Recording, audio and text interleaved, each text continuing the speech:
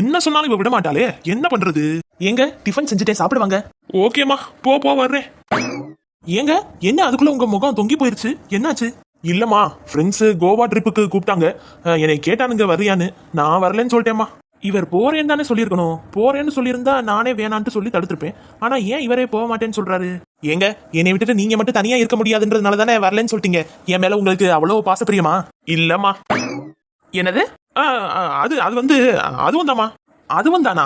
அப்பனா என்ன காரணமா இருக்கும்? ஏன் நீங்க வரலன்னு சொன்னீங்க? அது ஒன்னும் இல்லம்மா, ஒரு சத்தியம் பண்ணி கொடுத்துருக்கேன். என்னன்னு? நான் எந்த ட்ரிப்புக்கும் பசங்களோட போக மாட்டேன்னு. என்கிட்ட நீங்க அப்படி எதுவும் பண்ணலையே. யார்கிட்ட பண்ணீங்க? N X girl friend கிட்டமா. திமிர பாரு இந்த ஆளுக்கு.